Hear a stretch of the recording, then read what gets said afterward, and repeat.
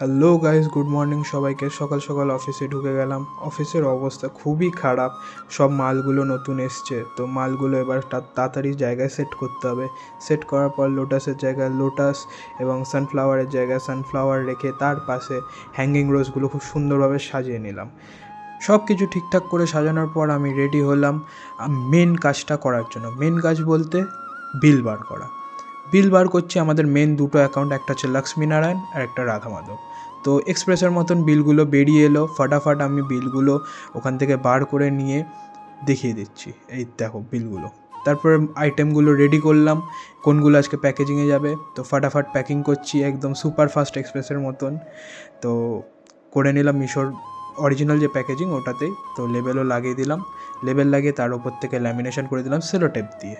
তারপর পুরো প্যাকেজিংটা দেখতে কিছু এরকম। নেক্সট প্যাকেজিং বিলটা নিয়ে ফাটাকসে লাগিয়ে দিলাম। তারপরে গেট রেডি টু শিফট নিয়ে ডেলিভারি বয়কে দিয়ে দিলাম।